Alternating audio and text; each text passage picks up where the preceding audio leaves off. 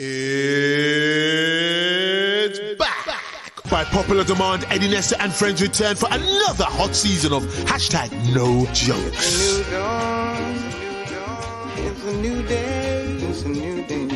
Eddie Nestor, no joke, and there's no jokes about it. Best podcast on the air, and it's a shame to live without it. Curtis Walker, slick talker, auto-tune in every week. Boss lady, she's a vegan, so there's never any beef.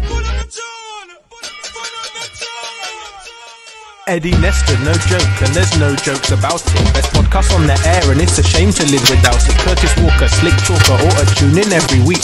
Boss lady, she's a vegan, so there's never any beef. Talk about the world's choices with black voices, giving platforms to the people till we're all treated as equal. They have special guests, they're never second best. Here to represent, giving golden knowledge, there's a treasure chest. Good vibes and real talk about the world we're in today. They have thought-provoking topics, always have something to say. Leave an impression in your brain, making this lockdown feel sane. Join three of the best and get the most out of your day. Eddie Nestor's no joke, Eddie Nestor's no joke. Every Sunday midday, everyone's in ship shape. Eddie Nestor's no joke, Eddie Nestor's no joke. Every Sunday midday. Two things. Stop calling it networking. It's just called friendship. Right? Networking is too transactional. Right now, maybe I'm being a bit naive calling it friendships, but it's about forming a real relationship rather than By popular demand, Eddie Nestor and friends return for another hot season of hashtag no jokes. Eddie Nestor, no joke, and there's no jokes about it. Best podcast on the air, and it's a shame to live without it. Curtis Walker, slick talker, auto-tune in every week. Boss lady, she's a vegan, so there's never any beef. Talk about the world's choices with black voices, giving platforms to the people till we're all treated as equal. They have special guests, they're never second best. Here to represent, giving golden knowledge, there's a treasure. My song is Superman by Black Coffee. Yes. My my film, because I'm going to be stranded on an island, I need something fun, would be Girls Trip. And I love that one. I love that film. Make me laugh. I've watched it over and over again. And my person, apart from you, my king, Eddie Nestor, would be Has he been feeling insecure since you started your podcast? Okay. Would be Kofi, the grapefruit guy in his ship shape.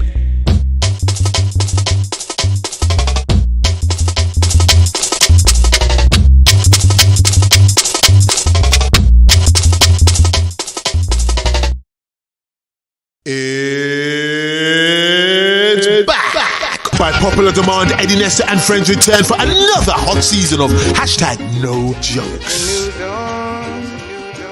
It's a new day, it's a new day. Eddie Nestor, no joke, and there's no jokes about it. Best podcast on the air, and it's a shame to live without it. Curtis Walker, slick talker, auto-tune in every week. Boss lady, she's a vegan, so there's never any beef. Eddie Nestor, no joke, and there's no jokes about it. Best podcast on the air, and it's a shame to live without it. Curtis Walker, slick talker, auto-tune in every week. Boss lady, she's a vegan, so there's never any beef. Talk about the world's choices with black voices, giving platforms to the people till we're all treated as equal. They have special guests, they're never second best. Here to represent, giving golden knowledge, there's a treasure chest. Good vibes and real talk about the world we're in today. They have thought-provoking topics, always have something to say. Leave an impression in your brain, making this lockdown feel sane. Join three of the best and get the most out of your day. Eddie Nestor's no joke, Eddie Nestor's no joke. Every Sunday midday, everyone's in ship shape. Eddie Nestor's no joke, Eddie Nestor's no joke. Every Sunday midday, everyone's in ship shape. Eddie Nestor's no joke, Eddie Nestor's no joke. Every Sunday midday, everyone's in ship shape. Eddie Nestor's no joke, Eddie Nestor's no joke. Every Sunday midday, everyone's in ship shape. By popular demand, Eddie Nestor and friends return for another hot season of hashtag no jokes. Eddie Nestor, no joke, and there's no jokes about it. Best podcast on the air, and it's a shame to live without it. Curtis Walker, slick talker, auto-tune in every week. Boss lady, she's a vegan, so there's never any beef. Talk about the world's choices with black voices, giving platforms to the people till we're all treated as equal. They have special guests.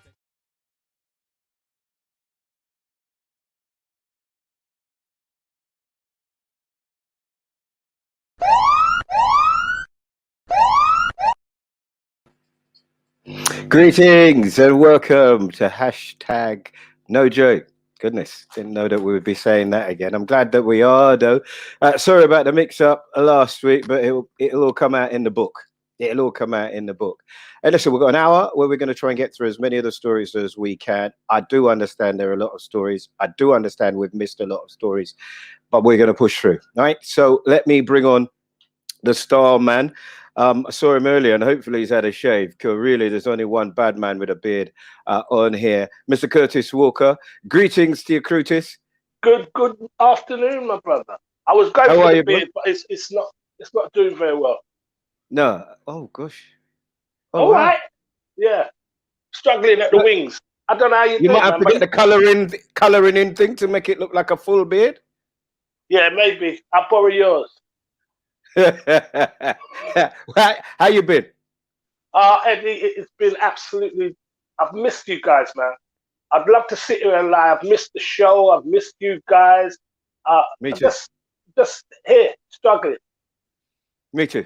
I mean, it is what it is. Let's bring on the boss lady. How are you, boss lady? I want to ask you how you've been, but I kind of know, don't I? It's difficult for me to ask you that question. Greetings to you, boss lady. Hello, Curtis. Good to have you back. And hello, everybody that's listening. Good to be back. You're looking good, sister, if I'm still allowed to say that in modern climate. Thank you. Fantastic. Well, we'll get to that. You know what I had to do? I had to fill in my eyebrows because the shops are shut. You know, you were talking about the beard. I've had to do that to my eyebrows. Can't wait for April the 19th. Bring it on. What happens? Beauty parlor's open. Oh, beauty Is it April the 19th? Yes. Good luck with that. Good luck. I love your confidence, man. April the 19th. We're going on holiday. We're going out. We're ready. We're doing it. Good luck. I don't think, if you're talking about holiday, I think this year's cancelled, Kurt. We got one that you and I were supposed to be on together, which is Soul Village. Okay. I hope, but I'm not sure. And there's one me and Boss Lady are supposed to be working on together. In Fort Ventura. See, unlike you, Eddie, I call those work. Yeah, I don't call that holiday. I go there. It's work. Unlike you, look, go there, drink and get. I meant work. It's work. That constitutes holiday to me. But I like how your mind works. I hope so. I hope that all the people that watch No Joke could come on one of them anyway, and it'd be nice. It'd be nice to meet. Because I can't afford to go anywhere unless I'm being paid to go there right now. That's the way you need to get rid of the dog. I don't tell you. How can man be broke? I see them man with all due respect. I see them on the street. I'm like, you're broke. How you got dog? Is that me? Is that too much? Eating the leftovers, isn't it, Curtis? Is that? No, I'm eating his leftovers. That's how. Oh right. Okay. Right. So we got some. Can I take a second, Eddie? I'm sorry, not to bring it down, but a big shout out to the Palmer family. We lost a powerful uncle this week, and a big shout to them, and my condolences and much love, Miss Palmer, Miss P. Respect, yeah? Just the opportunity to do that, and appreciate it. Never apologize. I mean, I do, because you always love to start the show with tears, and I don't like to start with tears.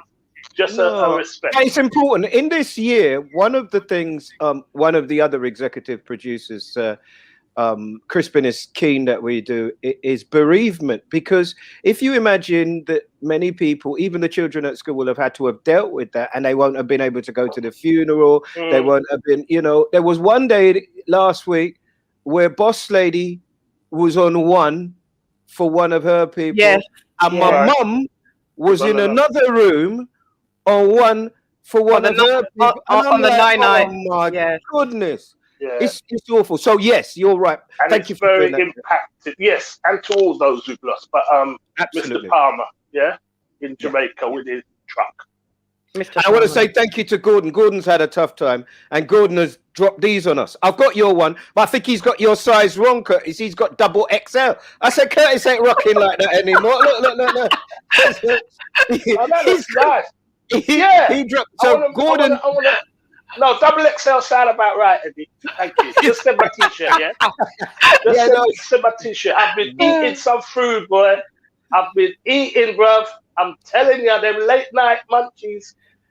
Yeah, I think many people, including myself, we've put on a few pounds, definitely. Not walking to work or travelling Oh, stop, Eddie. Yes, but Boss you've lost. Lady's put on about £2, and the know. world. So instead of a 6 to 8, she's a size 8, and the world has come to an end. No, listen to the kind of world we're living in, right? Yeah. This lady has put on £2. She is now doing a fitness course for 5 weeks, right? And she's doing a diploma for 3 years because she put on £2. No, Yes. Curtis. You have to catch it early. I made that mistake, boss lady. I let the £2 turn into 4, and then I learned it turn into 12, and then I learned it turn into 24. But you have to catch it, baby. Catch it. Curtis, I am doing the course. I'm doing a fitness course and a nutrition course, not because I've put on £2. It's to better educate myself. You know, I'm doing this Instagram thing. Lots of people ask me questions, and I just, you know, I know my stuff, but I just want to put it on paper so that I can put it out there. You want the surf ticket? On April the 19th, we're going to do a show live from your kitchen. And me and Eddie are going to sit at the side while you cook and you interview us. Just like the one they do on the telly. I want to do a show like that with you. That would be fantastic. Done deal. Okay, so we've got some guests waiting, and we've only got an hour. Bye-bye. So See you later. Let's go. No, don't go yet, please. Okay. Let's do this. So, Curtis, it might be really difficult this time. I'm going to try pressing some of the buttons. Right. So here's where we start. So say a few words from a commercial that you remember. So it can either be the tagline or whatever. Right. And I've got to be honest with you. I find there's a group from Shinola, which is a club I think me and Miss Lady have a vague memory of. That indicates that, you know, they have some fantastic things on there. So I would love to know, what is one that you remember, Curtis, to start us off? Something about Get Smashed. The potato one with the Daleks. Mash. Get smashed. Get smashed. Yeah. Okay. Miss Lady, boss lady? No. Yeah, no, I've got one as you two are sitting here. Hello, boys. Don't you remember that one, Curtis? I do. What was it for? Where people nearly crashed their car. Wonder Bra. Oh, the bra. Oh, yes. Wonder Bra. Hello, boys. What's yours, Eddie? Go way back. Oxo. Every penny counts. Seen as boss lady is here. Is that for me? Eddie? That's Tesco. Because I'm worth it. Oh, come on. L'Oreal. Bye-bye. So look, if you got some, because it works with all your comments, we've got some tough subjects, although I think we're not going to get very far down that with our guests today. Let me bring them on. One of them's been on here before. She's a barrister. She's an advocate. She's fabulous. And her name is Paula Roan Adrian, and would like her on. And somebody who I failed, actually, because I could have been his dad in Small Axe, former superintendent at the Met, Leroy Logan. What? You got Leroy Logan on? What? Yeah, you better clear them ashtrays behind you, Curtis. What's that on it? Oh. Yeah. So greetings to you. Greetings to you. What's this, a fancy dress show, Eddie? What's going on? No. This is my granddad cap. My granddad cap. So respect what about my shirt? Is that your granddad jacket as well? My granddad shirt, everything.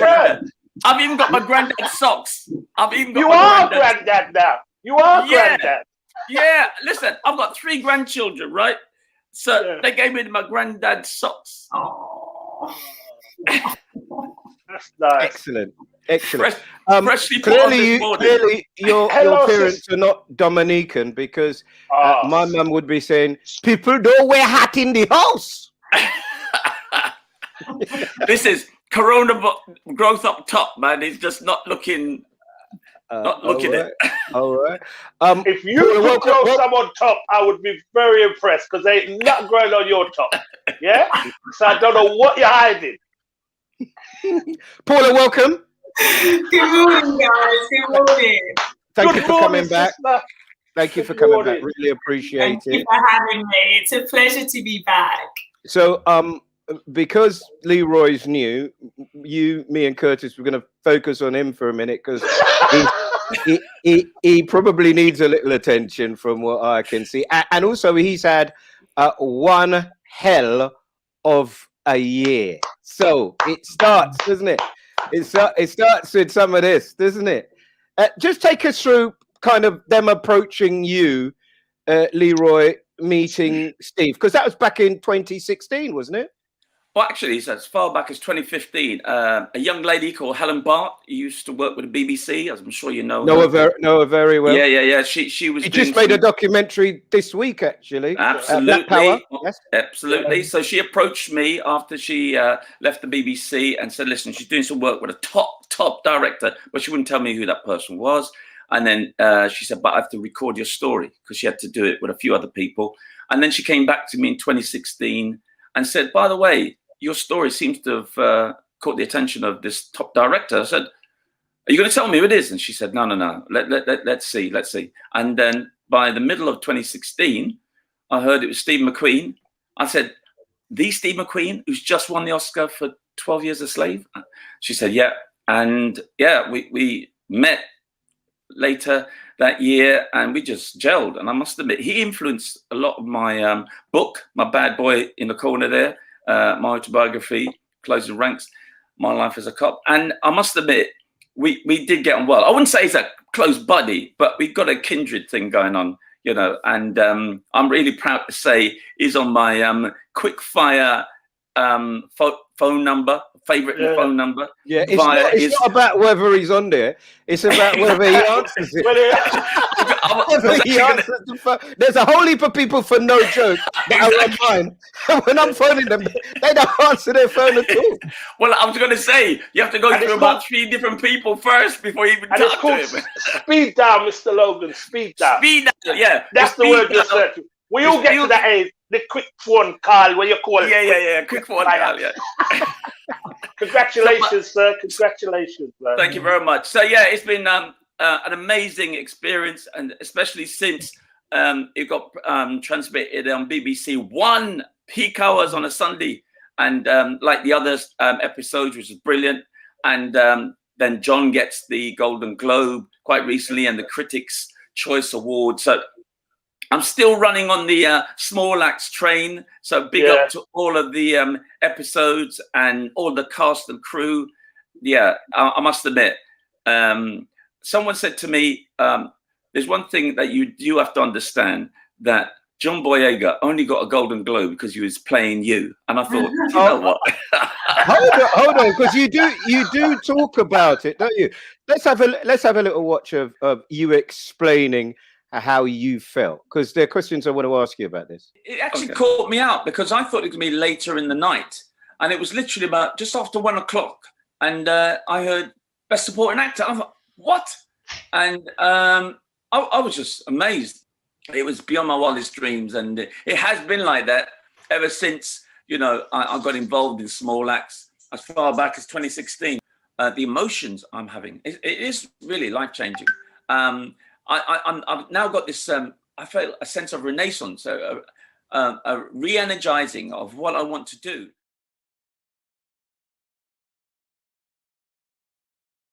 Some critical issues that needs to be addressed at a younger age than work I've done with young people for the last 20 years with my charity Voyage Youth.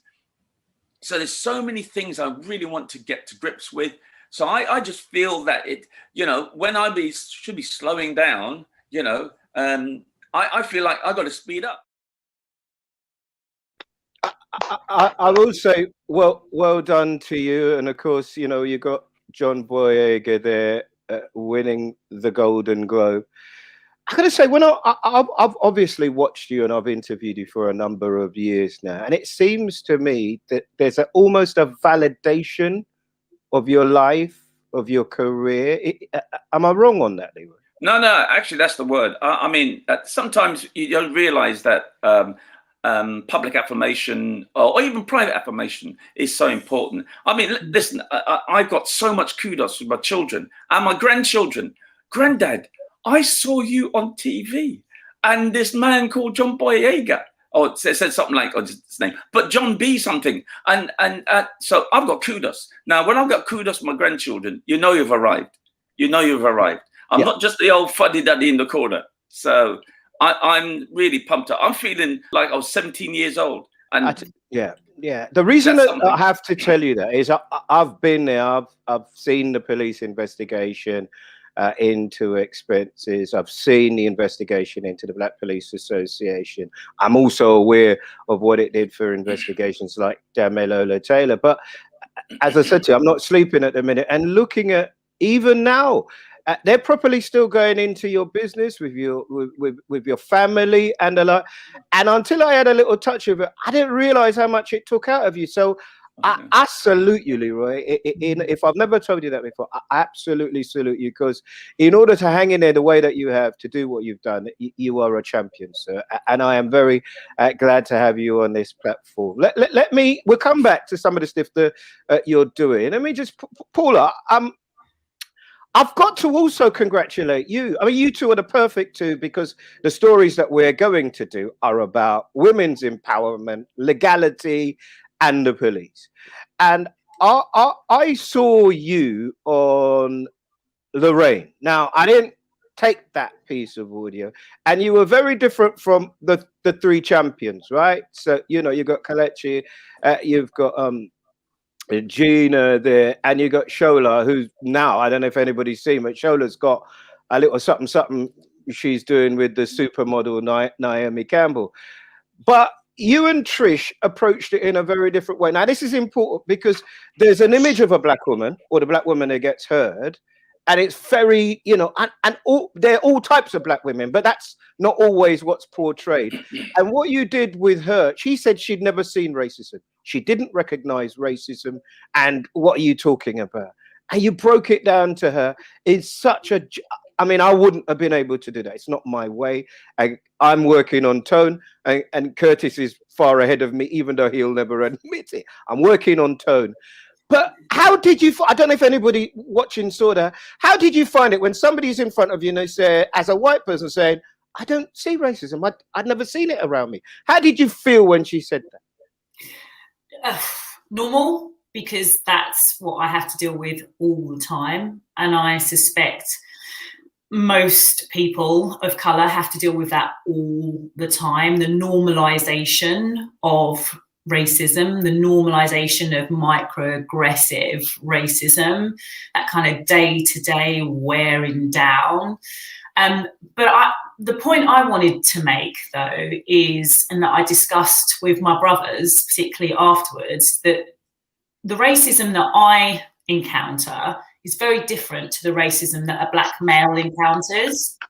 So, you know, when we talk about, the way I conveyed the message compared to the way Gina conveyed the message, or Shola conveyed the message, every which way we can, we need to convey the message. Absolutely. The point is my experience of racism will be so different to yours, will have been so different to Gina's, will have been so different to anyone else, just because of the circles that we move in. And so what you heard is me expressing the weariness from the circles that I move in and the racism that I am confronted with on a daily basis.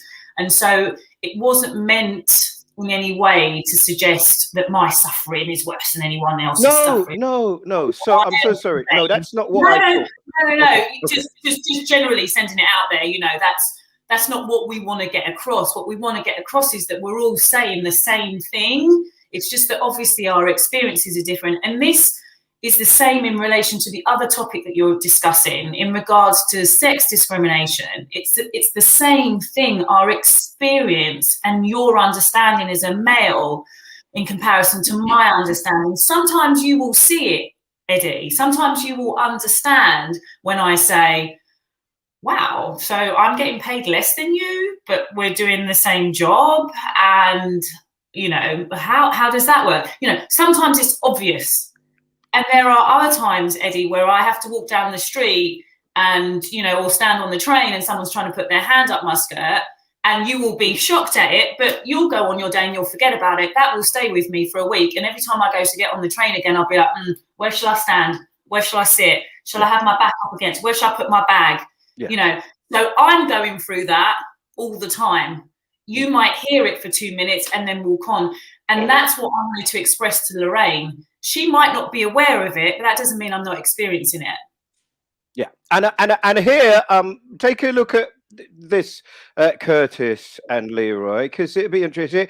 Here's a different kind of explanation from you, but this speaks to the issue of being a woman in a position like yourself, a barrister in a courtroom. And even where some of the barristers' case was similar to mine, the judge would only listen to them and not listen to me. You know the kind of thing I'm talking about. Well, I had a female solicitor sitting behind me and a female trainee barrister sitting behind me. And the female trainee barrister said to me that she had never seen sex discrimination before, and if she hadn't witnessed what I'd had to endure over those few days, then she just would never have imagined that that could ever happen, and that it could never happen at the bar. And so I asked her what she thought I should do about it and what she would do about it in those circumstances. And we decided to call it out, and we made a complaint, and the matter was dealt with. And was I nervous? Was I anxious? Yeah, of course I was. But the fact is, I chose to challenge. I know you can do too.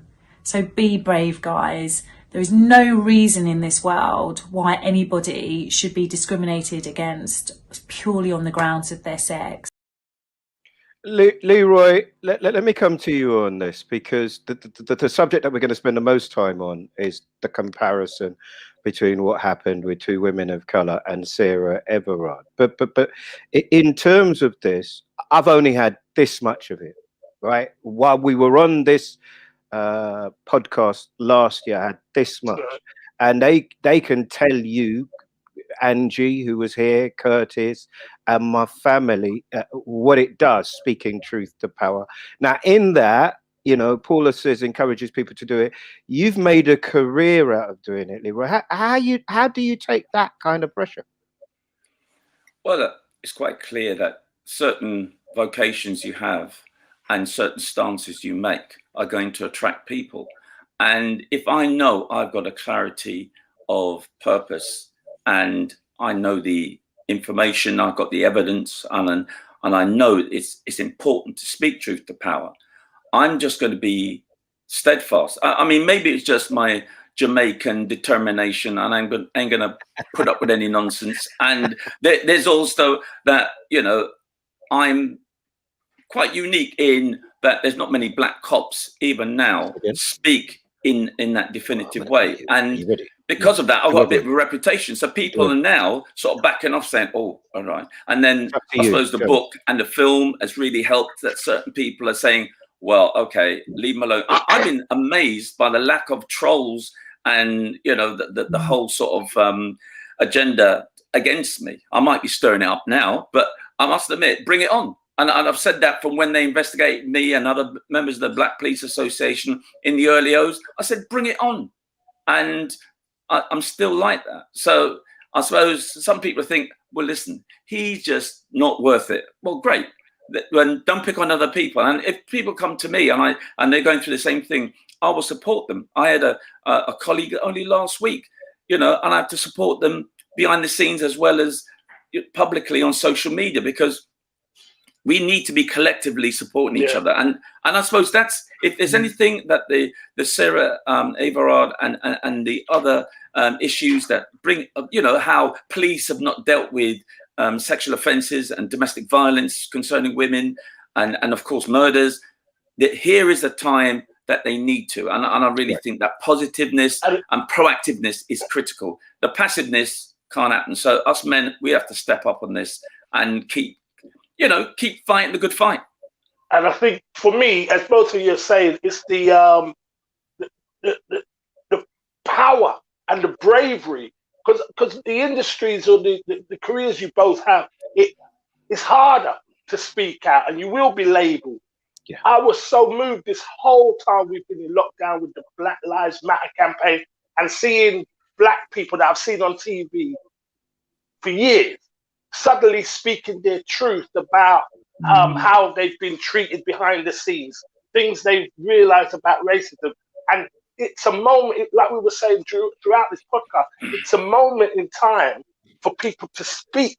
But when like you're a barrister and you feel alone, because I'm imagining that bravery to speak out on that when it wasn't in part of a big movement and you didn't feel like you had a movement of people behind you. That is so phenomenal. And as you're saying, everybody must feel that support is going to be there for them. And I know that's hard to feel when you feel so isolated and so alone. But with the social media, that is the beauty of social media for me, that you can say something and you are not alone. It's like that guy Alex talking to Piers Morgan the way he did was a guy who felt he was not alone and probably was feeling that for a long time and got up in his feelings and had the courage to say what he said and knew that there was a community, a movement, a body of people behind him. And I think that's what's changed throughout this year. I think that, you know, clearly there are triggers, and doing shows the way I do, I've become much more aware this year that when we're talking about issues, you have to be aware that those issues trigger things in particular people. And Sarah Everard's killing was a trigger, although there were a number of commentators, first quietly and now more loudly, comparing. In our opening sequence, I put a picture of Blessings up. You need to go and look at that lady's story. That this white, middle class, attractive woman touched people in a way that other stories didn't. Let's take a look at this. Let's get started, shall we? Here's a mum, Mina, talking about her two daughters. One born 6th of June, going to the park, looking at light, celebrating it, and her daughters never come home. Take a look at this. Can't begin to understand what it is to lose a child under those circumstances, and then to have a further betrayal.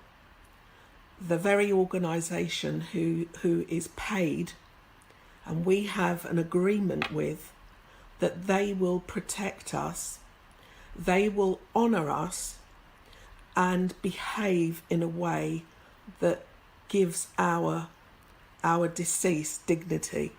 I think the notion of all people matter is absolutely right, but it's not true.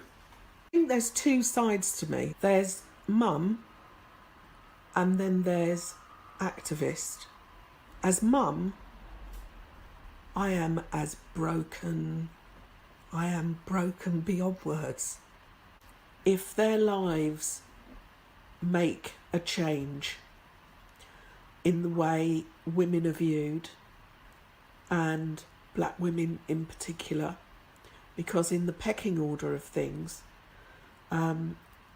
it's been known that we are the lowest on the ladder.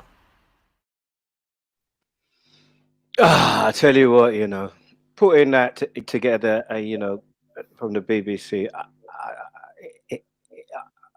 the worst thing, once you have a child, and I think we're all parents, aren't we? And I remember Robbie G saying to me, when you have a child, you'll understand.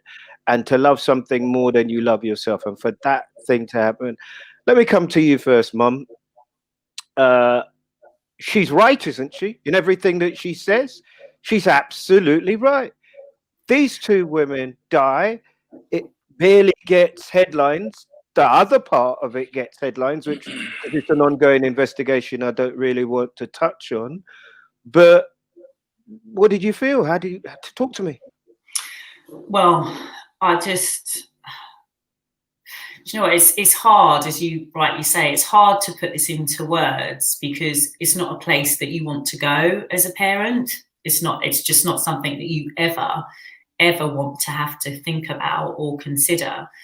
And so with the death of those beautiful girls in a sanctuary, it was in the churchyard, just everything about it was just horrifying. And you're right. How long did it remain in the press for?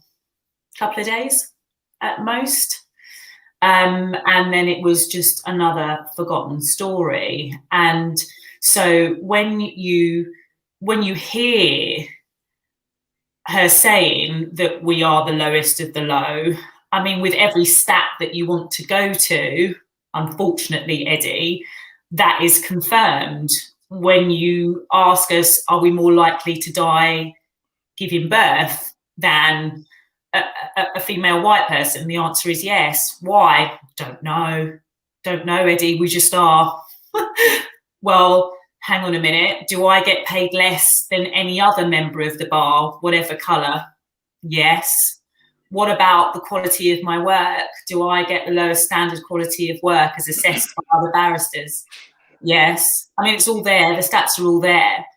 So when this mother speaks about the tragic loss of her girls, and still she can't even think about them, in this high regard, she has to still recognise, because she's forced to, that nobody cares. Nobody cares enough, even in this horror of their loss. They still don't care enough. She has to campaign. And we have to support her. But a brilliant thing about this, and often the racism that we talk about, the microaggressions, are kind of quite difficult to quantify. And in this, you can show quite clearly, because the bit, Leroy, that I took out of that is where she said they literally did the work to find the bodies. So Leroy, talk to me. The police response is so indicative of that different appreciation of the actual case. I mean, it was not just a missing person like in Sarah Everard. It was 2 missing black women, and then that hasn't even gone up around the whole missing person investigation, because almost immediately you had police resources deployed to Sarah Everard, and it was quite clear that had the media backing and social media, etc. Those 2 young ladies went missing. Even the family had to go out and look, because police were not even responding. And they had the misfortune of, the family and friends had the misfortune of finding those 2 bodies. That for me is unforgivable. I mean, if I'm a superintendent in charge of a borough and you're telling me I've got 2 missing people or 1 missing people, I am going to bring in every asset, regardless of their cultural background. But this just shows it's not just stop and search. You see the disproportionate impact and effect. It's not just about the use of force and handcuffs and how many people on the gangs matrix disproportionately black on the DNA database, etc. So unfortunately, this is institutional racism front and center, and how it plays itself out. Microaggressions, but this is macro scene. And I know the mother, God rest her soul, how she took it very, very calmly. She said it so eloquently. I would have just said that's institutional racism front and center. Yeah, but what was highlighted? She's broken. What was highlighted by the mother? Curtis, just before you come in, let me just, because it's important for me, because I will get carried away in the conversation and not tell you about another young lady that's gone missing, right? So if anybody knows anything or would like to Google her name, there's another woman of color that people are worried about. I'm sorry for interrupting you, Curtis. No, it's just with the mother, you realize she has so much faith in the system, and in when she's talking, you could see her heart breaking on so many levels. She believed in this system. She believed that things had changed. When we had the Stephen Lawrence and everybody talked about institutionalized racism 20, 30 years ago, and we're still, you hear 2 girls have gone missing, and there is still not a reaction because, they're black. Is that what goes into the memo that goes out? There are 2, they're black. Don't worry. It just feels like don't worry about it. We'll do something else. And that is something that when you believe in a system, that hurts her more than it would hurt somebody like myself who would I understand you what know, you mean. and when the family got involved, go looking for your child. I'd have been doing that before I phoned the police, and I'm sure they were. But this system has been designed to let black people down consistently throughout my life, from childhood in Britain till now. I've seen the failing. So you tend not to trust the system. And therefore the system can't shock you, it can't surprise you. When a policeman uses racist terms, when a policeman takes a photograph with the deceased. Curtis, it's an ongoing case, Curtis. Please, Curtis, please. I think that the great thing about having Paula and Leroy on today is here are cases where, in terms of the justice system and the people who are paid to uphold the law, there have been serious and obvious failings, and they will have to play out, and then maybe we'll come back. But this story isn't over, yeah? All right, and then you'll go on a show like Lorraine or one of those primetime shows and talk about racism, and they will still tell you they don't know what racism looks like. Yeah, but you're saying that you're right. To detract from the two cases. It's not to undermine and have so much compassion. But I live in South London, Eddie, and the next morning, as you know, I walk my blog in the park. The amount of flyers that were around, I'm in Brixton, South London, Clapham, Acre Lane, the amount of flyers, the amount of attention this got, man, it was, and quite rightly so, but every case should be treated the same way, whether you are white, blonde, blue-eyed, or black-eyed, black-skinned Nubian. Every case should be treated with the same urgency and the same intention to find this missing person. How many young boys have gone missing in the last year alone?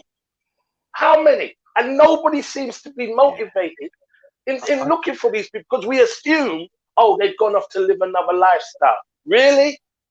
All of them? I think you're right. I think it's borne out, and tragic though the story is, it's borne out by the Madeleine McCann story. I think in the old days, when we were in corners where we were talking privately, the story about the death of young black men on the street always used to be nothing is going to happen until young white girls die. And that was the story, that until it's somebody that could be your daughter, could be your sister or whatever. And you've seen it. You've seen how the middle classes have mobilized, focused in a way. And there's a lesson for us to learn, to work together, to do what we can, because we can do better than we're doing at the minute, Curtis. Let me bring the boss lady back on. Sorry for it being so long, boss lady. I can see the comments coming. Just give us a flavor, if you will, of what people are saying, please. Well, just firstly, lots of people are saying well done to you, Leroy, on Small Axe, and Paula. Many people saw you on Lorraine and thought that you dealt with it fantastically. Many people are outraged about what happened to the two sisters. Carl Perkins says we must say their names every time, as the white media won't. They are Nicole Smallman and Bieber Henry. Dawn Gorin says black women are treated as the lowest on the ladder, and that is a fact that most of the world ignores. Nick says we all know how these organizations works. Are we really surprised?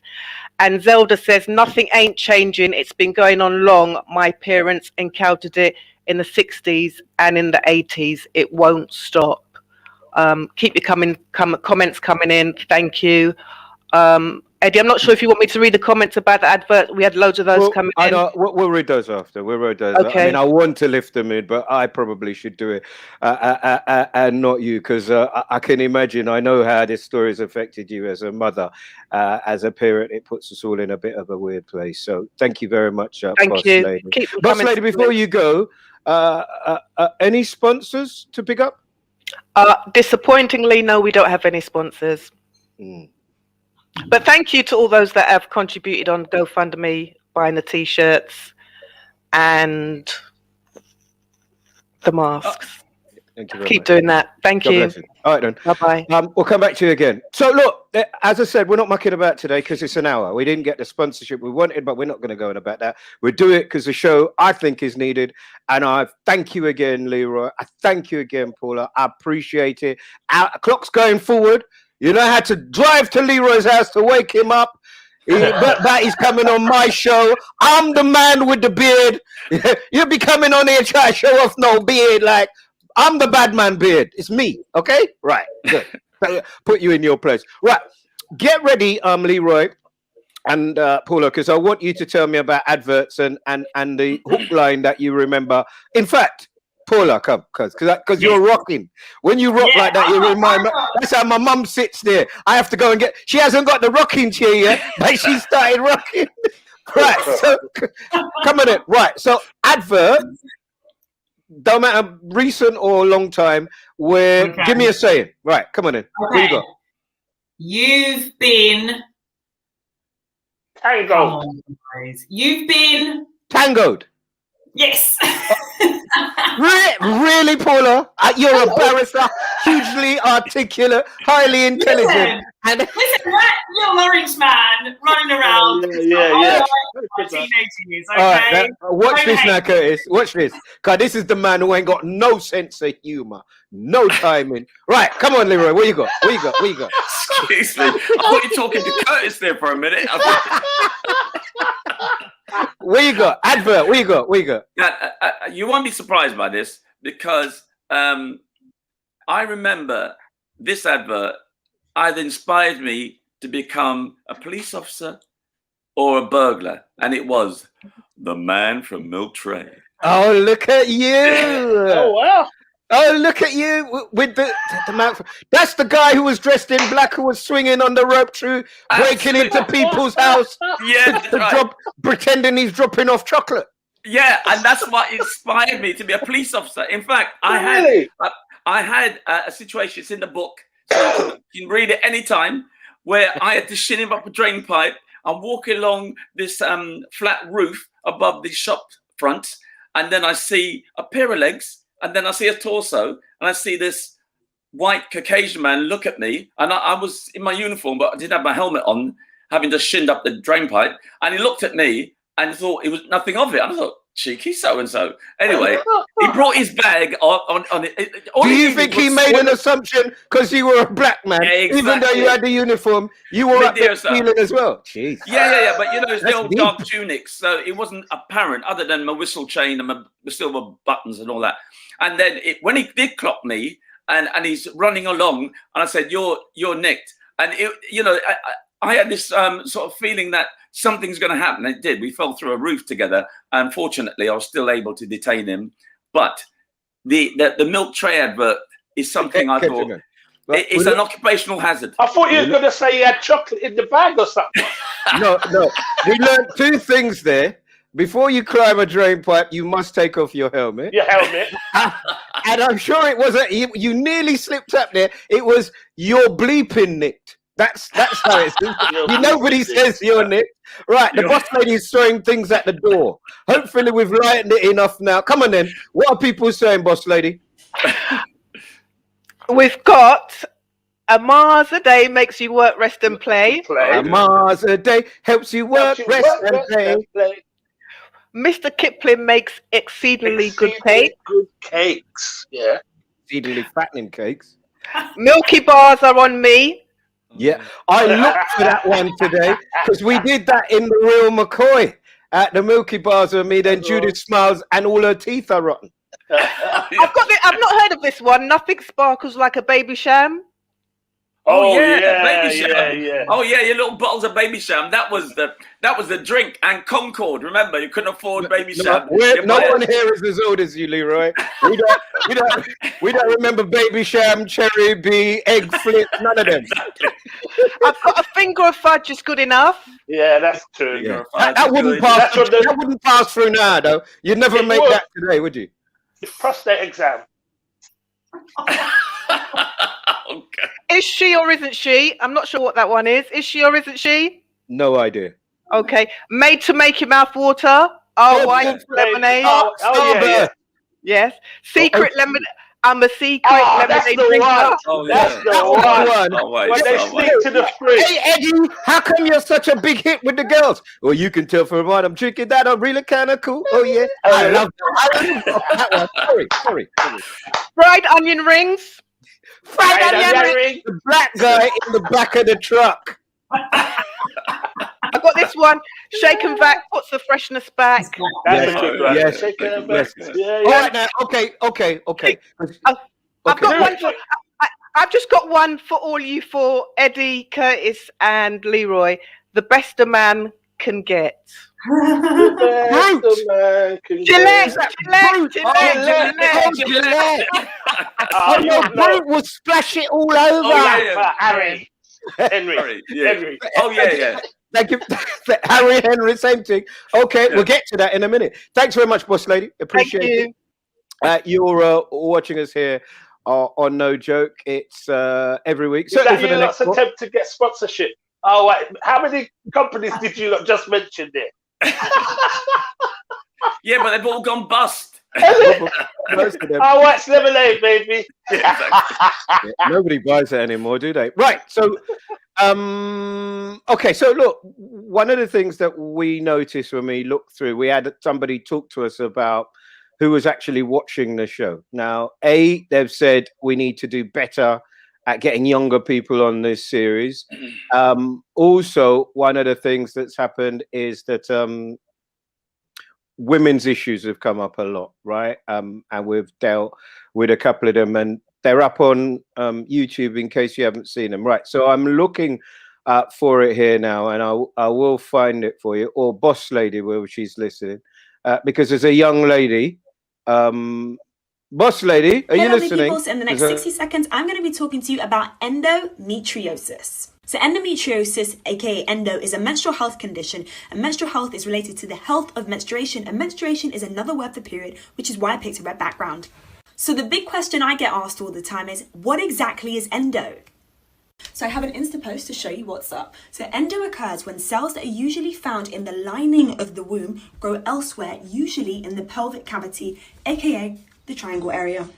So here's some patches of endometriosis. Each month, these cells react to the menstrual cycle the same way the cells that you find in the lining of your womb. Just those ones can escape as a period. These have nowhere to go. So because these cells have nowhere to escape to, it causes pain and inflammation, and eventually they can stick to stuff, which is scary. These are just some of the symptoms that women with endo suffer from. 1 in 10 women in the UK have it, the same number as those with diabetes, yet it takes on average 8 years to diagnose.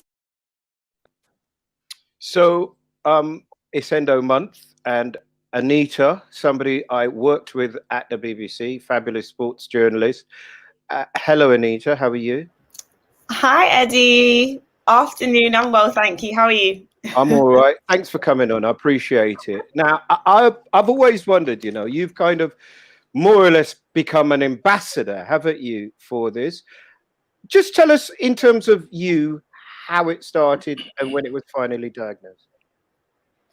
Oh, well, I'm 30 years old to begin with, and I started my periods when I was 12 years old, and then things started to change from about the age of 14. So I missed a lot of school every month virtually. I wasn't able to go to school because of how painful my periods were. I saw the doctors on numerous occasions, but I'm sure, like many of your viewers, I was told that the pain was normal and that I just had to get on with things, basically. And it was this cycle of me going back and forth to the doctor and basically, I guess, being gaslit is what we say now, right? They're telling me that it essentially wasn't anything.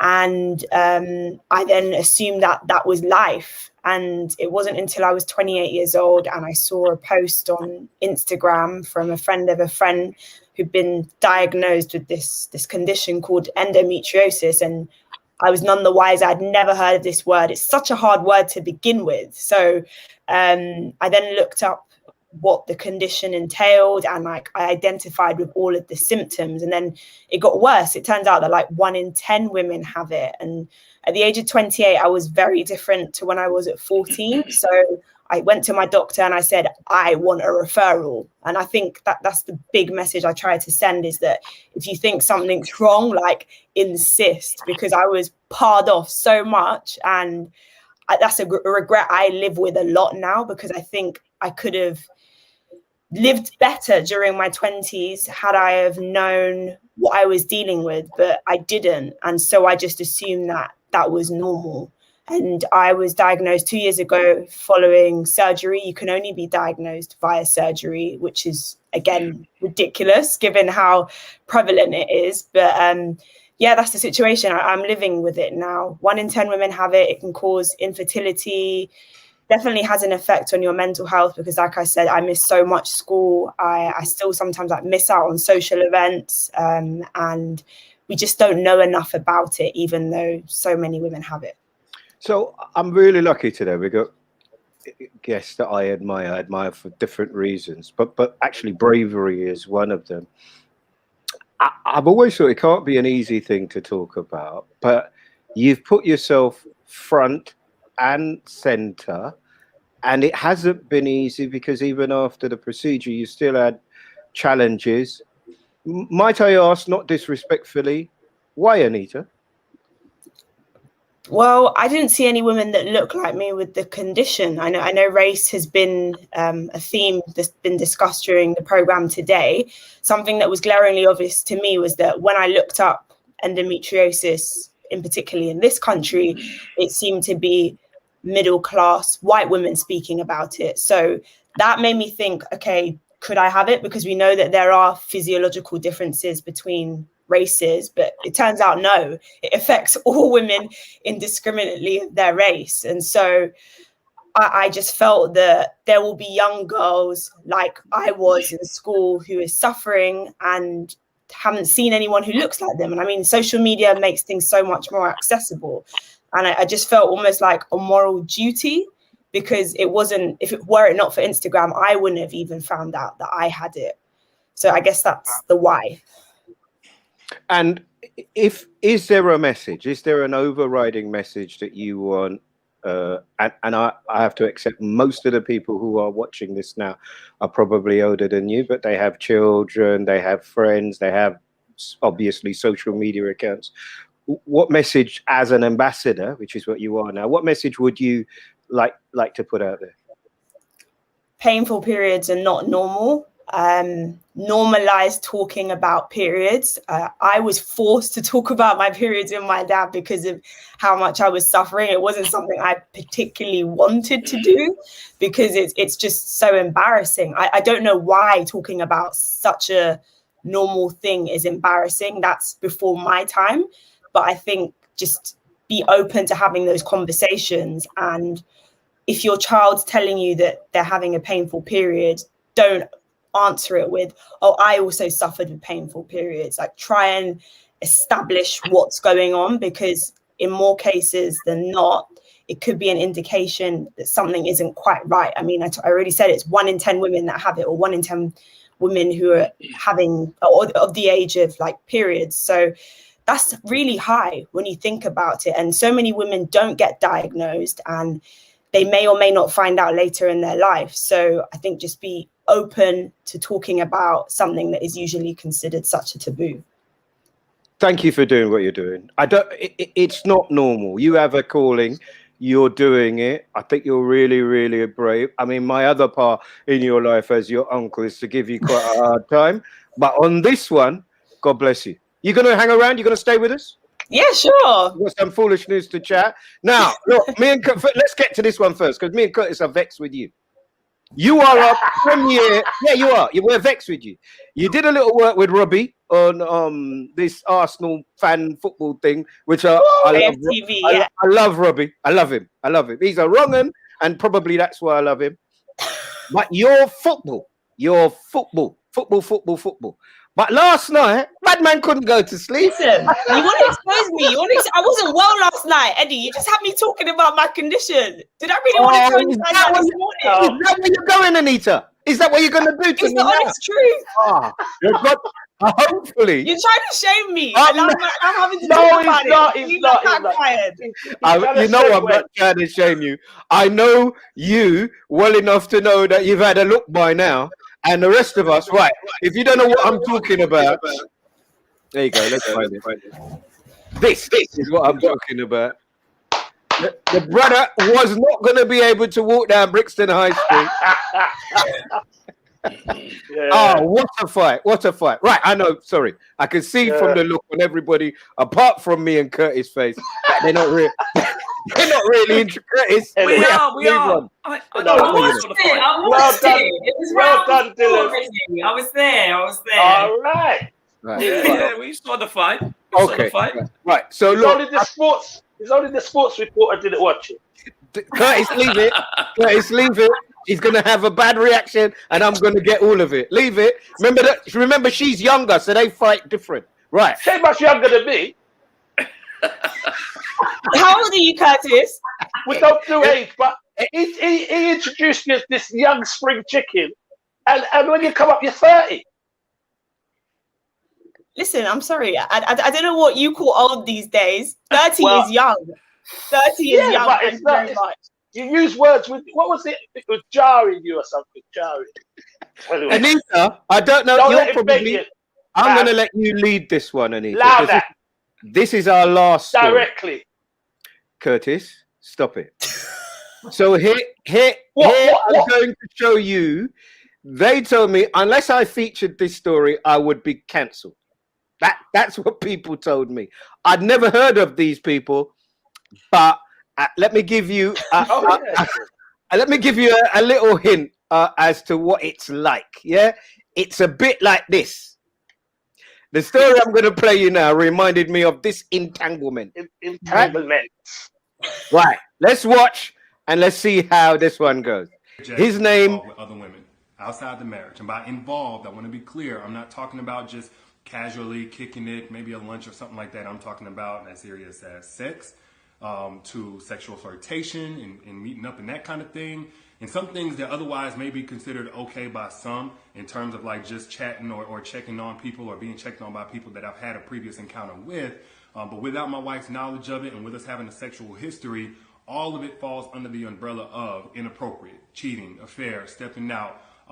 Definitely not in alignment with the vows that I took, and definitely not in alignment with the biblical standard of what it means to be faithful, which is the standard that I'm going by now. Now, I'm saying this publicly, not because I'm, married to you guys. First and foremost, I'm accountable to God. Then I have to be accountable to my wife, in which we've already had this conversation. I've already told her literally everything. I've given her basically a roll call list. If I've said hello to a woman in the last 12 years of me knowing her, she knows about it. Wow. So he did that video. He then did a video critiquing himself in the third person. And then Boss Lady thought it was right to play me the wife's videos as well. The memes are funny. I didn't want to play any of the memes because I do not want to put the lady through anything else. But definitely, blink twice if you're okay was the one that got me when they were doing it. Right, Paula, I'm going to start with you again, I'm afraid. And then I'm going to come to you, Anita. Paula, tell me about this story. Tell me how it touched you, if at all.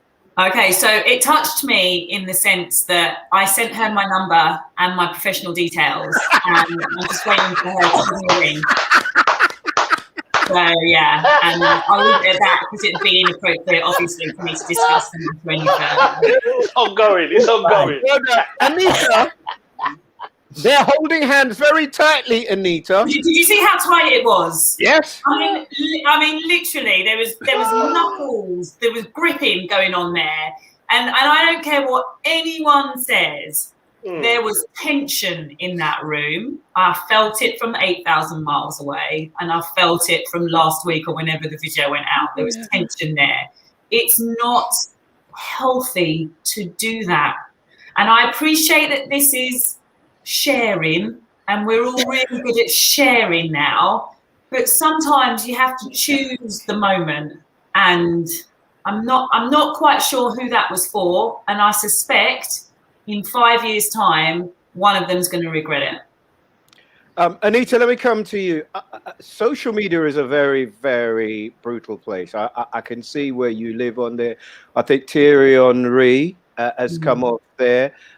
Is it Tegan? John Legend's wife has come off as well when we featured her on here. Off Twitter, yeah. Come off there. How does that story speak to you? So I have to be honest, I didn't know of Derek before then. I thought the video was a parody at first. When I saw it looked like a joke. And then you find out that it's actually real.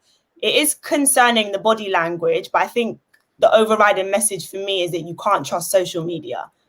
And I know people will say, oh, it's young people who fall into this trap of believing what they see, but I think older people do as well. And it's clear that he's been preaching or sharing this image of him being holier than thou, and he's not been holier than thou. So I think that's just the big message. Don't believe what people share on social media. Take it with a pinch of salt.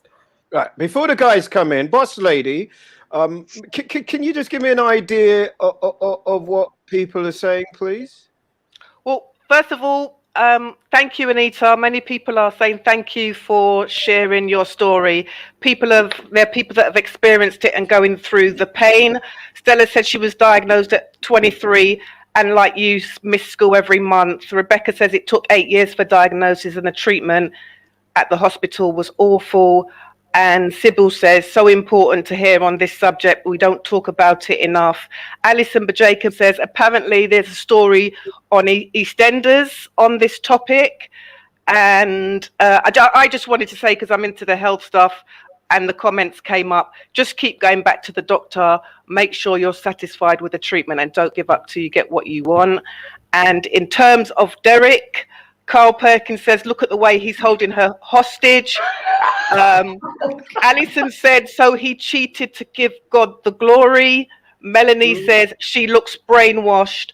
Amanda says, can't trust a man who speaks about himself in the third party. And Biscuit says, holding hands tighter than if they used Gorilla Glue. Pretty funny. Well done, Biscuit. Well done, Biscuit. Call back. Well done, Biscuit. Very well. Thank you very much, boss lady. Thank you. Leroy. Yes, sir. This story, for me anyway, I mean, maybe I've got it wrong.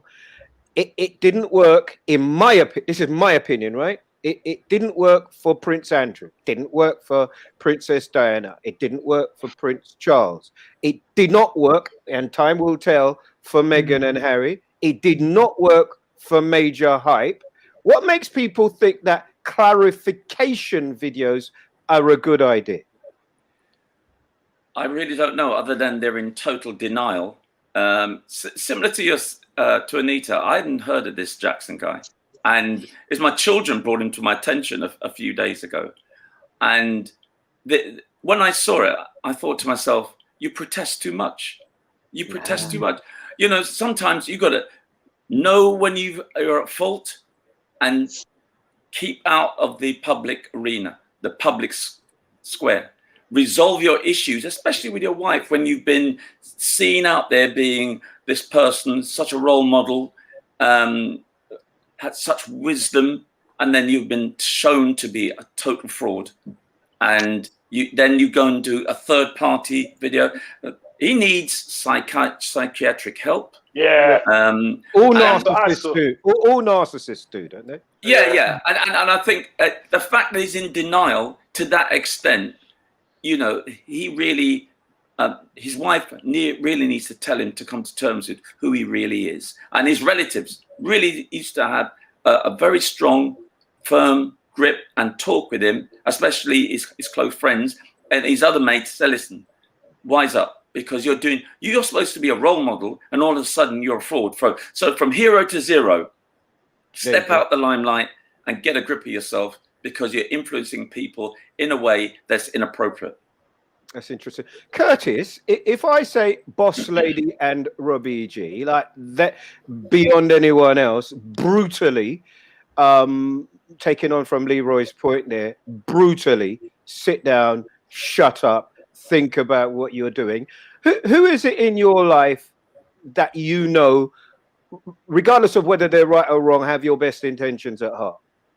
It's always my family, usually, and very, very close friends, guys I've known since I was 3 years old. Usually the ones that kind of have that sounding board where they will check you if they're brave enough. But what it is with that guy, I don't think he has a lot of friends. Like Leroy, I've never heard of the guy prior to this. So maybe in his world, this is all good. Because look, we're talking about him on No Joke. And you know that with that kind of egomaniacs, they want the numbers to go up. Yeah, that's So- Piers. That's Piers, isn't it? Piers Yeah, doesn't care Piers Morgan, what you and say I- as long as you're talking about him. Exactly, and I don't think he has that circle or wants that circle. I don't think there's anybody around him who can tell him anything, because he talks about himself in the third person, so he will always advise himself. You're right, David. What you did was fantastic, David. Hey, David, fancy a cup of tea? It kind of is in that place, you know, as is Pierce and so on. So I don't think it's the wife. I really want somebody to go in. I don't know if there's a legal way somebody can get into that house to talk to his wife. So what's going to happen But Paula, you need is that to- Leroy takes off the helmet, climbs goes up through the as roof. the milk tray person, goes through the roof and delivers the message from Paula. Exactly. Hey, listen, I was thinking there's a way in which Paul and myself are going to team up. So now that's going to be it. That's going to be it. Right. There's some synergy there. And to be quite honest, this could be the making of some real problem solving in the community. And making sure that allyship know exactly what the deal is. So they got to chip in. Right. Okay. So we're over time, right? We're over time, but I've got two videos, and I want you to jump in, right? So first one, Boss Lady sends me this video, and I don't know what it means. Maybe it's meant for somebody else, but I need your help. Anita, Paula, this one is for you. She sent me this video. Don't worry, I don't have feelings. You know that. Both of you know that by now. Tell me why she's sending me this video. Boom! Yo! God! The thing goes skibby pop pop, and the poop poop boom. You're messy. That's why she's sending it. Can you send me that video? Because I need that video. It's not me, it's the Aren't you kids. ashamed at your age? It's the kids, it's not me, Anita. I'm bad. She sent it to you. I was just going to say, I think it fell in your inbox, Eddie. It was in your inbox. You two are enjoying that. Right, guys? Yeah. Now, I need you to tell me, because there's a little argument going. I need to find it. Right, I found it. Is this appropriate? Right? In my house, I don't think it is. Miss Lady doesn't understand or think there's anything wrong with this. Take a look at this. Oh.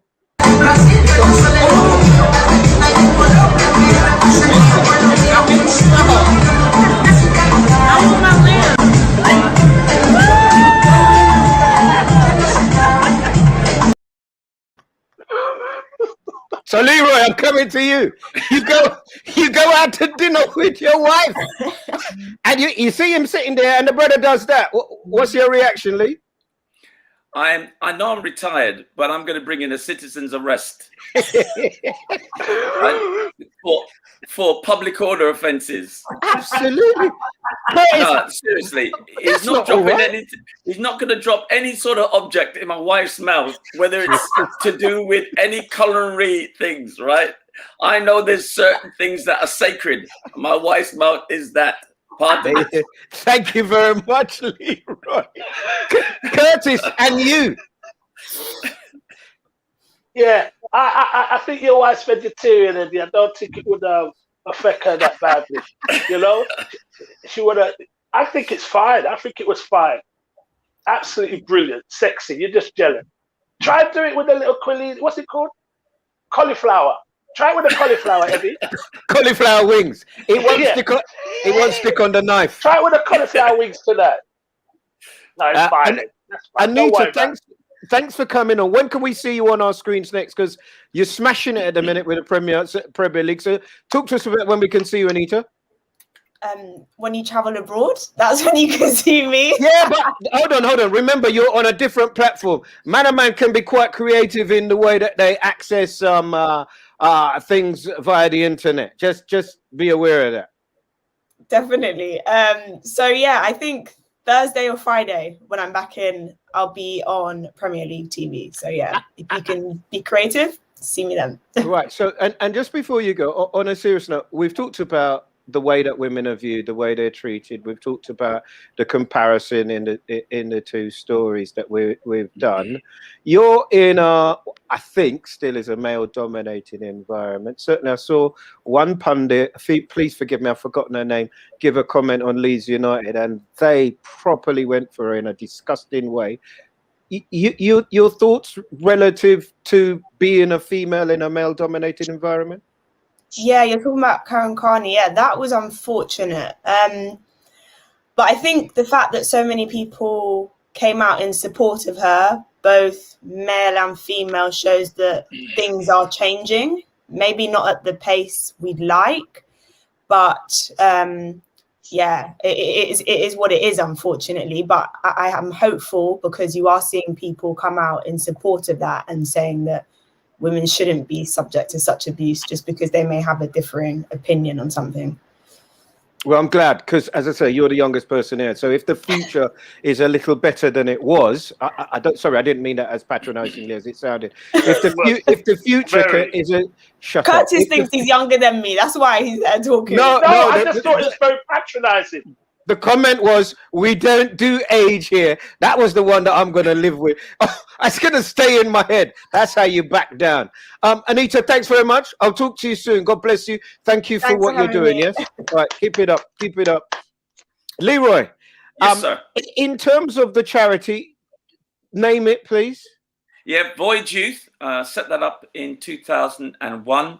It's it's been headed up by our CEO, Paul Anderson, and I headhunted him about 7 years ago. He's taken it from strength to strength, so much so that I've stepped down his chair and I'm a patron, but I'm still heavily involved. In fact, I was speaking to him yesterday, and we've got a Young Leaders for Safer Cities program, which we set up in the Black Police Association before Void Youth sort of got rebranded, and that's for Year 9 students who want to know their rights and responsibilities and how they can develop positive peer-to-peer mentoring. So we're all across London. We want to come outside London as well. So please support wherever you can. Well, God bless you. Listen, as I said, there's a pathway, there's an avenue, and congratulations on what you're doing and what you have done and your validation. And thanks for coming on the show. Appreciate it very much. My pleasure. It's been fun. It's been fun. Thank you very much. Good to see you, sir. And Paula, what was it like coming back?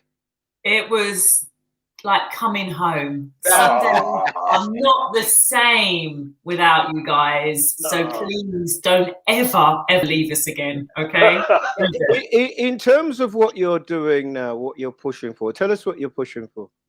So I am pushing for a national register of offenders. So not necessarily convicted offenders, but offenders of crimes against females. So we look at Clare's Law, and I don't know if your viewers are aware of Clare's Law, but in relation to domestic abuse, if you are with a partner who you have concerns about, you can go along to the police and you can say to the police, you can give the person their name and details. The police will do a search for you on whether this person has any convictions or whether any crimes have been reported in relation to them. Exactly. But the topic is in relation to domestic abuse. What I'm saying to the government is we want to widen that and have it in terms of crimes against females. We know about that figure of 97%. It's 97% of females suffer assaults from males.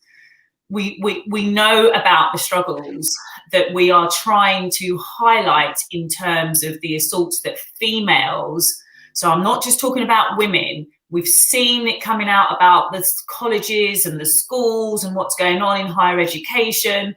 We know that females are assaulted mostly by somebody they know.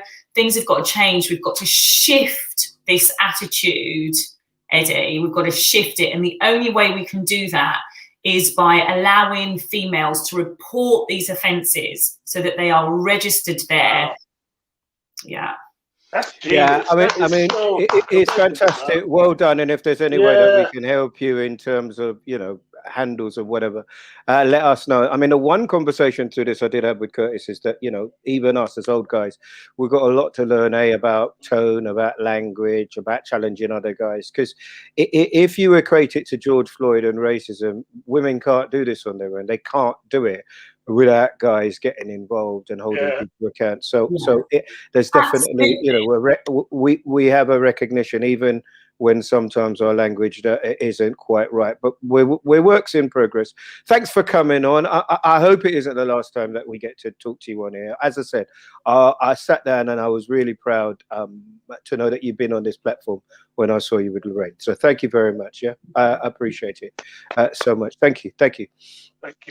So Curtis, boss lady, and boss lady. And boss lady, wasn't that phenomenal? A register, that makes so much sense. It does, doesn't it? A register, you just say the name if you're in any kind of alarm bells ringing. Go to police and say, who is this guy, Eddie Nestor? Just check him out. And they can say, boy, he's trouble. He's had quite a few complaints recently. He's had quite a few complaints recently. You're not kidding. Talking about complaints. Look, this is the one I wanted to put up for you, but I could. The time just went. Look at the people that are still doing it. Jamie Foxx. He doesn't even look like Jamie Foxx. Oh my God! Still doing it. Still happening. How do you change that? It's like I wonder if they're doing it for the reaction. That's what I think. You know, no. It must get more traction if you do it wrong for some reason. Mistake. That's just ridiculous. Incompetence from malice. That's one of the first things I learned. Don't do it. Ridiculous. Right. And here's one quickly. Miss Lady says it is offensive. I'm not so sure, but I don't have any. Is this offensive, Kurt? Yes. Yeah, very. Yes. Has anybody? Very, yes. Why are you touching my hair? Why are you touching my hair? It almost looks like an assault, doesn't it? They would be within their rights now to call police and have just been assaulted. It's almost like I'm an animal in a cage and you want to touch me because I look different. Well, even if they ask, can I touch it? Do you mind if I touch it? Just a that's down to the individual, but that is absolutely ridiculous. And in modern society, we cannot use those words anymore anyway. Do you mind if I touch yours? Stop. Hey, stop. Both of you know what you're doing. Get a t-shirt made, Eddie, saying, do you mind if I touch it? No. Listen, Kurt. Sorry to interrupt you. Sorry, Eddie. Lots of people are saying, thank you for coming back. They're happy you're coming back. This is what makes their Sunday. A couple of stories people are saying we didn't touch, and I know it's because of the time. Sharon Osbourne and Cheryl Underwood, Meghan and Harry, Piers Morgan, just a few of the ones. We're trying to keep Eddie to an hour, an hour. So it you can talk about those next week then. I wanted to do that story. No, that's not true. It's true. This is the story. I wanted to do this story. Yes. Mastermind. Last week, the new mastermind. By accident, Curtis, you'll like this because I know Bev is watching. God bless you, Billy. We turned on the telly and Richard was on Mastermind. Richard Blackwood. Yeah. And I swear it got so bad for him. The guy said, "What's your name?" And he said, "Pass." I remember having a conversation with Richard about 6 months ago, and he's telling me he's going to be on Mastermind. And I said, listen, if they ask you any questions about lemon, there's less in the outside skin. That's the only advice I could give him. There's less is the bit on the outside. And then my brother, and people say, and I say, he's going on Mastermind, he's going on, and they said, no way. I'm not doing it. I'm not doing it. The one thing I'm going to try. Actually, you got his number. Phone him. See if we can get him on. Because actually, the one thing about him is he's going to put up a fight. He's not going to let you and me trouble him without fighting. Oh, no way. And you know, I've admired his resolve as well. Here's a guy who's been through, amazing. Absolutely. And that'd be good to get him on. Because I don't know, you would probably do well on mastermind, boss lady. What would my specialist have? What would? No, I meant the boss lady. He wasn't talking I was to you, talking to Eddie. the boss lady. No, you're.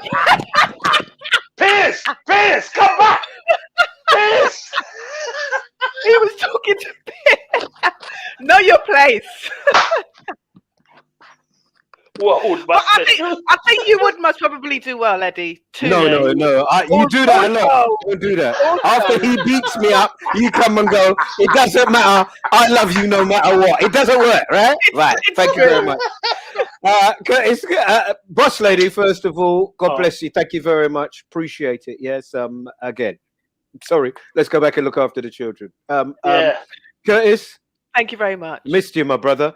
Missed you too, bro. Stay strong. Fingers crossed we'll do something next week. I'm not sure what, but we'll do something. I'm loving the hour, though, Eddie. We could just keep that tighter. Yeah, no. We're good. That's why we're going to go now.